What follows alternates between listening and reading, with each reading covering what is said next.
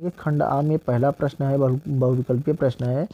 एक परिमेय संख्या का दशमलव प्रसार सदैव होता है। तो जैसा हम जानते हैं एक परिमेय संख्या का दशमलव प्रसार सदैव शांत और अशांत दोनों होता है, इसलिए इसका सही आंसर होगा 3 नंबर, उपयुक्त दोनों। प्रश्न नंबर 2, एक शून्योत्तर परिमेय संख्या और एक अपरिमेय संख्या का गुणनफल होता है।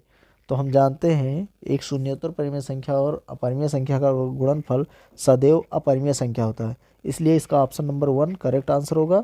अगला है क्वेश्चन नंबर 3, रेखाओं x बराबर 0 और 2x प्लस 3y बराबर 12 का परिच्छेद बिंदु है। तो यहाँ पर इसका परिच्छेद बिंदु जो होगा वह 4। फिर अगला चौथा क्वेश्चन है, क्वेश्चन नंबर 4, वह सबसे बड़ी संख्या जिससे 70 और 125 को विभाजित करने पर क्रमशः शेषफल 5 और 8 प्राप्त होता है। तो वह सबसे बड़ी संख्या आपकी 13 होगी, इसलिए ऑप्शन नंबर 1 करेक्ट आंसर होगा। अगला है क्वेश्चन नंबर 5, समीकरण 2x प्लस ay बराबर 1 तथा 3x माइनस 5y बराबर 7 का कोई भी हल नहीं होगा यदि ए का मान होगा। तो यदि यहाँ पर दे रखे कोई भी हल नहीं होगा, इसका मतलब रेखाएं समांतर होंगी, इसलिए ए का मान जो होगा वह होगा -10/3। इसका करेक्ट आंसर होगा आंसर नंबर 3 -10/3। अब अगला आ गया छठवां नंबर, यह कह रहा है द्विघात समीकरण 2x² माइनस 4x प्लस 3 बराबर 0 के बारे में निम्न कथनों पर विचार कीजिए। अब ये कथन कह रहा है, पहला कथन है दिए गए समीकरण का विविधकर 0 से कम है, और दूसरा है समीकरण का कोई मूल वास्तविक नहीं है, तीसरा है समीकरण का विविधकर 0 है, और चौथा है समीकरण के मूल वास्तविक। तो चूंकि इस समीकरण को अगर हल करते हैं तो यहाँ डी यानी विविधकर जो आता है वो माइनस में आता है। अब यहाँ पर अगर विविधकर माइनस यानी 0 से कम है तो साथ ही साथ वह इसके मूल भी वास्तविक नहीं होंगे, इसलिए कथन ए और बी दोनों सत्य होंगे। इसका करेक्ट आंसर जो होगा ऑप्शन नंबर फर्स्ट होगा, ए और बी सही है। अगला है क्वेश्चन नंबर 7, यहाँ पर कह रहा है कि एक AOBC एक आयत है जिसके 3 शीर्ष ABC दे रखे हैं, इसका विकर्ण है। तो हम जानते हैं AOBC का विकर्ण AB होगा, AB के बीच की दूरी जो आएगी यहाँ पर √34 आएगी, इसलिए इसका करेक्ट आंसर √34 होगा, जो कि ऑप्शन नंबर 3 है। अब आ जाओ 8वें नंबर क्वेश्चन पर, यदि समीकरण x² प्लस kx माइनस 5/4 बराबर 0 का एक मूल 1/2 है तो k का मान बताओ। तो यहाँ साफ साफ k का मान जो होगा वह होगा 2, इसलिए इसका करेक्ट आंसर जो होगा जो ऑप्शन नंबर 1 में है। अगला है क्वेश्चन नंबर 9, दो समरूप त्रिभुज होते हैं, क्या होते हैं, नीचे ऑप्शन दिया गया है, यदि इनके संगत कोण बराबर हों, यदि इनकी संगत भुजाएं एक ही अनुपात में हो। तो हम जानते हैं इनके संगत कोण भी बराबर होते हैं और इनकी भुजाएं भी समानुपाती होती है, संगत भुजाएं। तो इसलिए इसका ऑप्शन नंबर 3 उपर्युक्त दोनों सही है। अब क्वेश्चन नंबर 10 में देखिए, यहाँ दिया गया है यदि एक समकोण त्रिभुज ABC में कोण C 90 अंश है, AC 3 सेंटीमीटर और BC 4 सेंटीमीटर है, तो बिंदु C से जाने वाली मध्यिका की माप। तो ये प्रश्न कुछ गलत लग रहा है, इसलिए लगभग इसका आंसर 2.5 सेंटीमीटर आना चाहिए। क्वेश्चन नंबर 11 देखते हैं, एक समचतुर्भुज के विकर्णों की लंबाई 16 सेंटीमीटर और 12 सेंटीमीटर है, तब इस समचतुर्भुज की भुजा की लंबाई है। तो यहाँ पर ऑप्शन नंबर सेकंड 10 सेंटीमीटर ये राइट आंसर होगा आपका।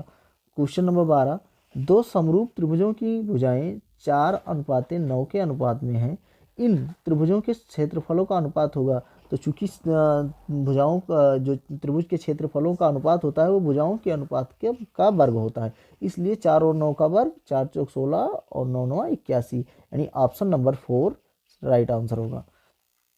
क्वेश्चन नंबर 13 है, यदि 4 tan थीटा बराबर 3 है तो 4 sin theta minus cos theta upon 4 sin theta plus cos theta बराबर होगा। तो इसका राइट आंसर जो होगा वह 1/2 होगा, जो ऑप्शन नंबर 3 है, ये राइट आंसर होगा। अब क्वेश्चन नंबर 14 देखते हैं, sin 75 अंश बटा cos 15 अंश का मान होगा। तो यहाँ जब हम sin 75 अंश को 90 माइनस थीटा पर तोड़ेंगे तो यहाँ पर वो भी cos 15 ही हो जाएगा, इसलिए दोनों आपस में कट के इस एक आ जाएंगे। इसका राइट आंसर 1 होगा, इसलिए इसका ऑप्शन नंबर 2 सही है। क्वेश्चन नंबर 15 है, यदि यदि एक वृत्त का परिमाप वर्ग के परिमाप के बराबर है तो उनके क्षेत्रफलों का अनुपात है। तो चूंकि वृत्त परिमाप जो, हाँ, यहाँ पर इसका राइट आंसर होगा 14:11, जो कि ऑप्शन नंबर सेकंड में है। क्वेश्चन नंबर 16 देखते हैं, दो गोलों के आयतनों का अनुपात 64:27 है तो इनके पृष्ठीय क्षेत्रफलों का अनुपात है। तो यहाँ इसका राइट आंसर होगा क्वेश्चन नंबर ऑप्शन नंबर, हाँ, यहाँ पर इसका राइट आंसर होगा ऑप्शन नंबर 4, 16:9। क्वेश्चन, अगला क्वेश्चन है 17 नंबर, 1 से 10 तक की धनात्मक विषम संख्याओं का समांतर माध्य होगा। तो 1 से 10 तक की धनात्मक विषम संख्याओं का समांतर माध्य 5 होगा, जो कि इसमें ऑप्शन नंबर 4 है। फिर अगला है 18 नंबर क्वेश्चन, मध्यिका को आलेखीय विधि द्वारा निम्न में से किससे प्राप्त किया जाता है। तो तोरण खींच के किया जाता है, इसलिए इसका option number first right answer होगा। यदि 19 नंबर है, यदि कुछ प्रेक्षणों का माध्य 27 तथा बहुलक 45 है तब मध्यिका होगी। तो यहाँ हम जानते हैं कि बहुलक बराबर 3 गुणे माध्यक और -2 गुणे माध्य होता है, इसलिए इसका राइट आंसर 33 आएगा, जो ऑप्शन नंबर सेकंड है।